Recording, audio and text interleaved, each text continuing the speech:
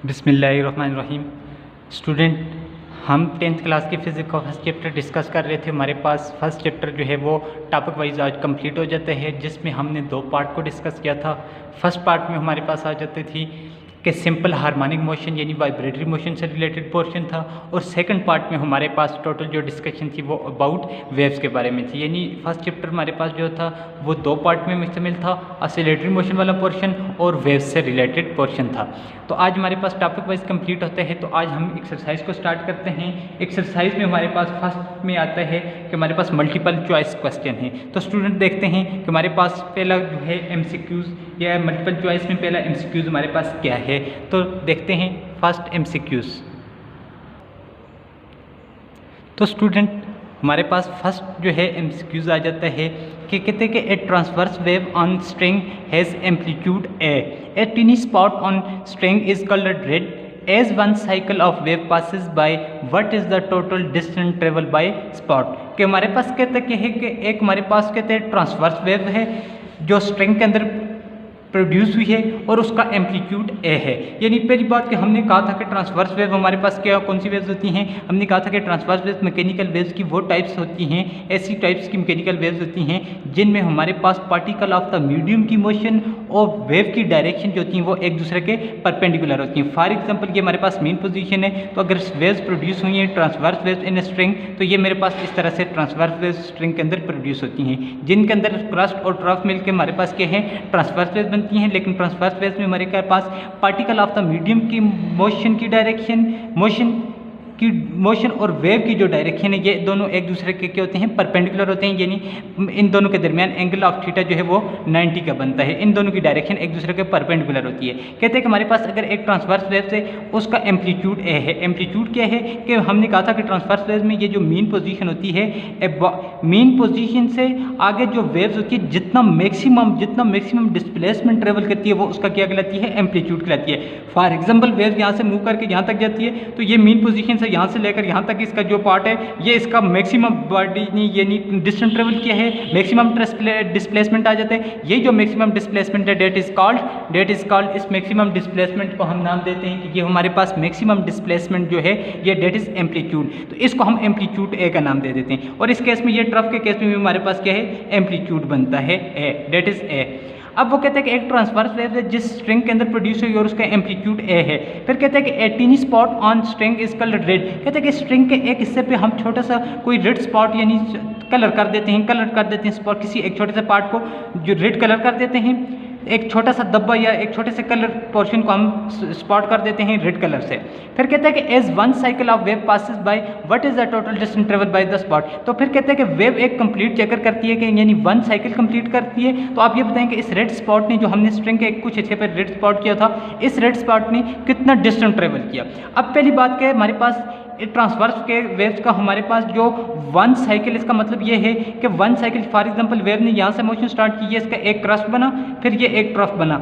एक complete round trip जो है यानी जिसमें एक क्रस्ट और एक ट्रफ शामिल हो, ये मिलके एक क्रस्ट और एक ट्रफ मिलके हमारे पास वेव का वन साइकिल बनता है। यानी one complete round trip of A wave is called one cycle. तो अब कहते हैं कि वो जो रेड स्पॉट जिस पोर्शन को वेव्स के हमने जिस पोर्शन को स्पॉट किया था रेड कलर किया था, तो कहते हैं कि वो कितना डिस्टेंस ट्रेवल करेगा एक कंप्लीट वेव साइकिल के पास करने में। ए करता है, 2a करता है, हाफ ए करता है या 4a करता है। देखिए one cycle of the waves का मतलब ये हुआ कि one cycle of the waves का मतलब है कि वेव्स का ये यहाँ से लेकर यहाँ तक एक क्रस्ट बना और फिर एक ट्रफ बना। ये एक क्रस्ट और एक ट्रफ मिलके, तो एक क्रस्ट में इस रेड स्पॉट का मैक्सिमम एम्पलीट्यूड होगा और एक किसमें होगा ट्रफ में होगा। यानी क्रस्ट में भी एक मैक्सिमम एम्पलीट्यूड होगा और एक ट्रफ में होगा।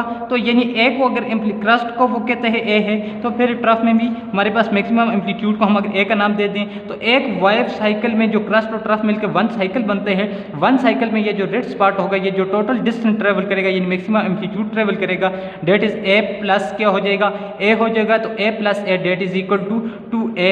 तो वन साइकिल में ये जो रेड स्पॉट है ये जो डिस्टेंस ट्रेवल करेगा ये हमारे पास 2a है, ए भी नहीं है, वो हाफ ए भी नहीं है, 4a भी नहीं है। तो इसमें हमारे पास मैक्सिमम जो डिस्टेंस आएगा ट्रेवल होगा डेट इज 2a होगा।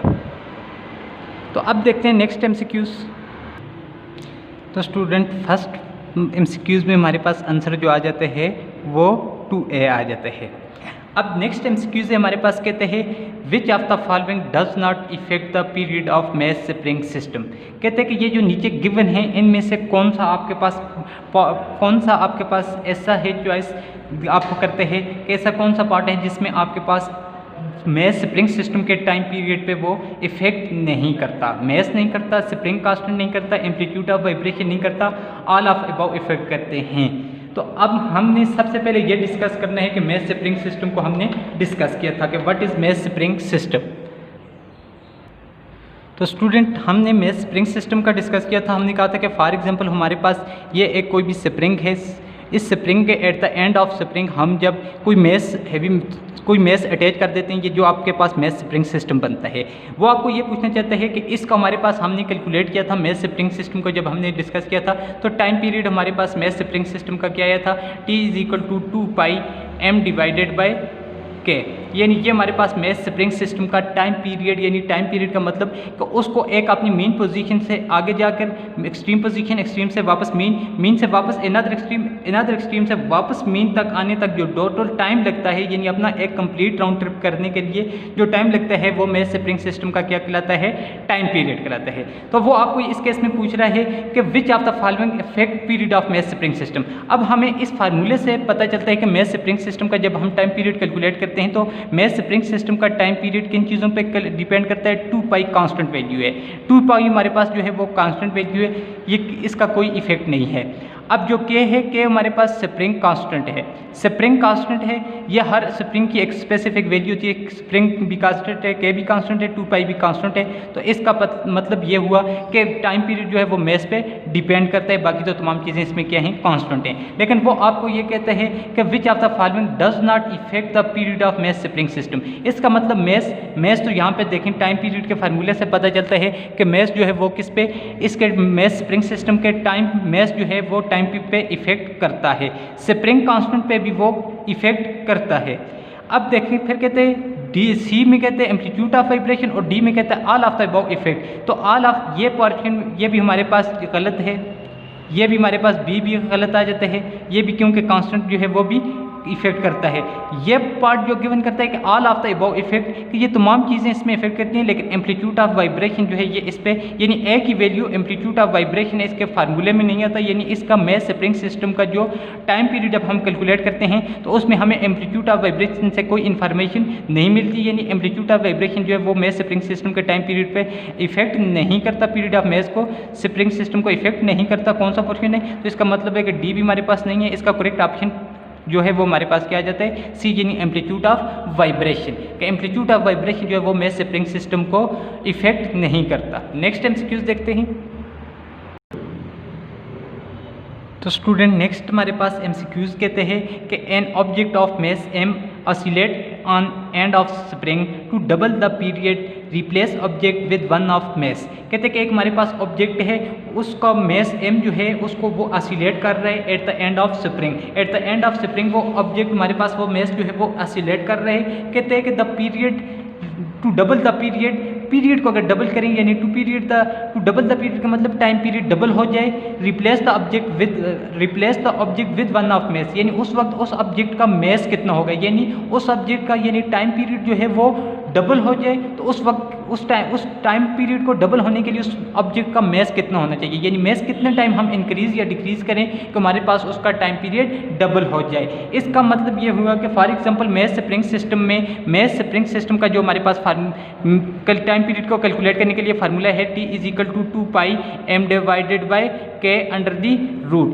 ये फॉर एग्जांपल इसको मैं T1 कह देता हूँ। जब मेस स्प्रिंग सिस्टम का हमारे पास मेस M है उस वक्त वो ऑसिलेट कर रहा है, उसका टाइम पीरियड T1 है। अब ये कहते हैं कि हमारे पास उसका टाइम पीरियड जब T2 हो जाए, यानी वो T2 जो टाइम पीरियड होगा वो T1 का डबल हो जाएगा, 2 टाइम T1 हो जाएगा।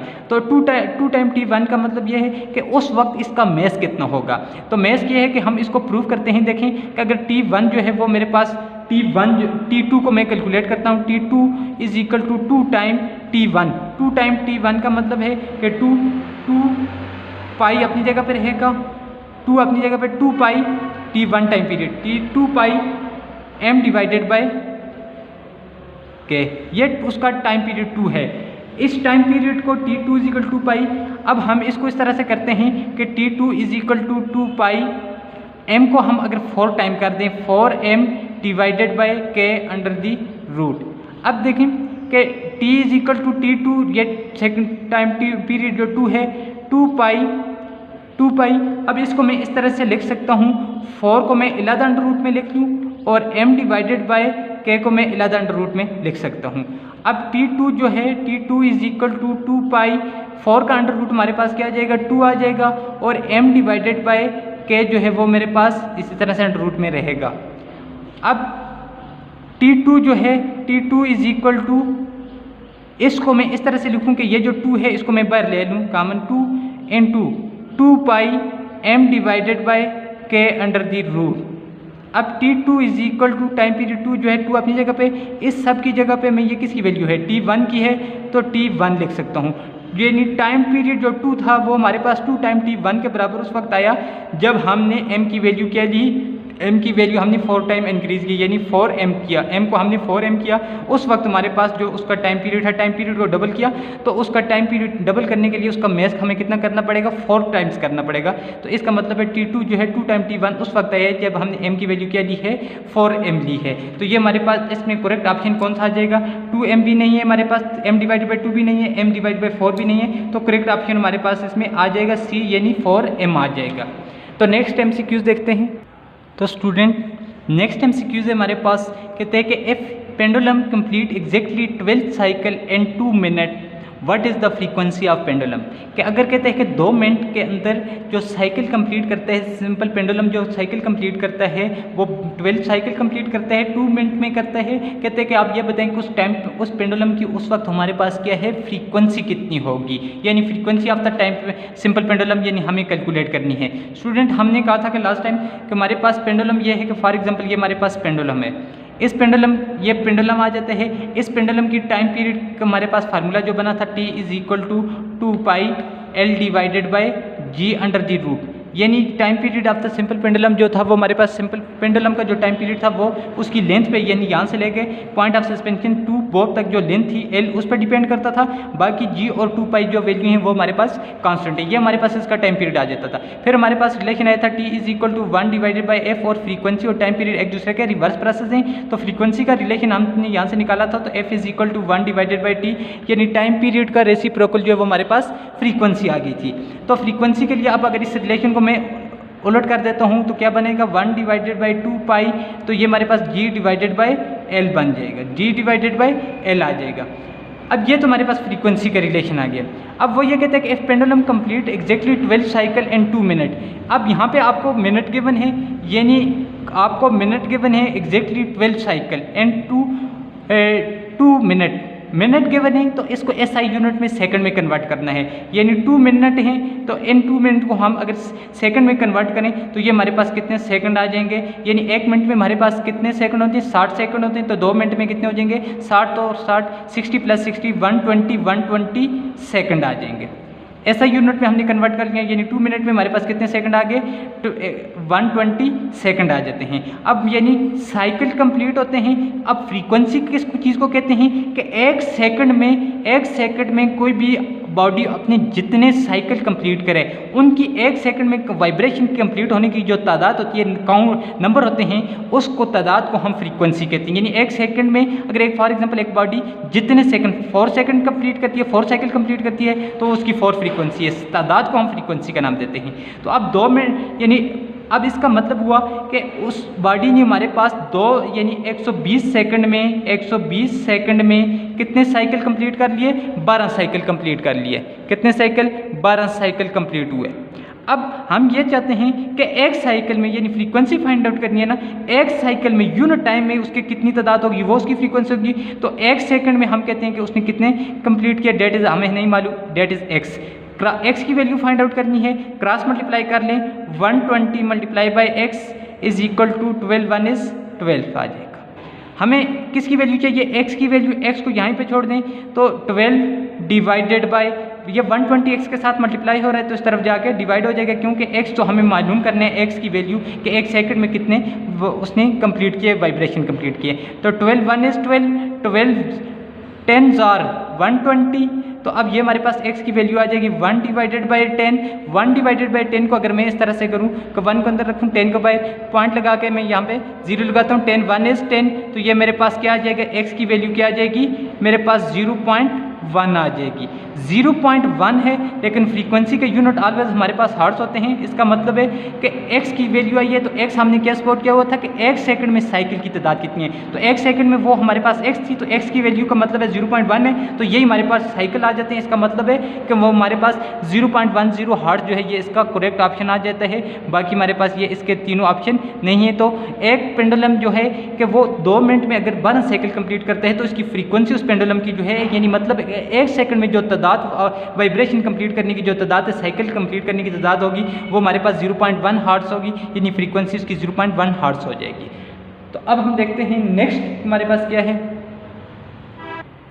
तो स्टूडेंट नेक्स्ट एमसीक्यूज है हमारे पास कि a certain pendulum has an iron Bob, कि लोहे से बना हुआ एक छोटा सा हमारे पास पेंडुलम है, बॉब उस वक्त आयरन का है। कहते हैं कि when iron bob is replaced by with the lead, अगर कहते हैं कि इस आयरन बॉब की जगह के हम लेड यानी शीशे से, यानी लेड की इस आयरन बॉब की जगह लेड का बॉब लगा दें ऑफ सेम साइज, उसका साइज उतना ही हो जितना आयरन का हो, लेकिन आयरन की जगह रिप्लेस कर दें लेड के साथ, तो कहते हैं कि time period will be, time period उस वक्त क्या होगा। देखिए हमने कहा था कि पेंडुलम हमारे पास फॉर एग्जाम्पल, वो आपको कहता है कि ये हमारे पास एक पेंडुलम है, ये बॉब होता है, इसका कहते हैं कि इसको हम अगर आयरन की जगह से रिप्लेस कर दें, किस में, आयरन की जगह हम रिप्लेस कर दें इसको लेड में रिप्लेस कर दें, साइज़ उसका उतना ही सेम हो, साइज़ सेम हो, तो कहते हैं कि टाइम पीरियड क्या होगा। पहली बात कि हमारे पास time period of the simple pendulum के लिए फार्मूला आया था T = 2πL divided by G under the root.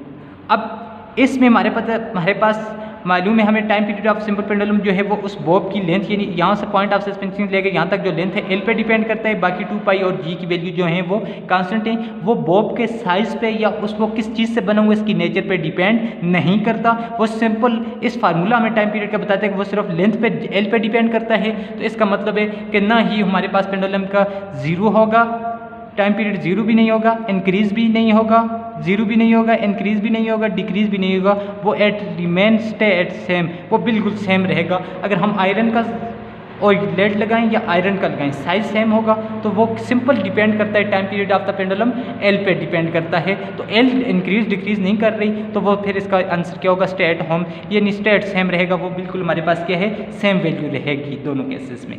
तो अब नेक्स्ट हम डिस्कस करेंगे इसके MCQs दो रहते हैं वो डिस्कस करेंगे, और कंसेप्चुअल क्वेश्चन नेक्स्ट वीडियो में स्टूडेंट डिस्कस करेंगे।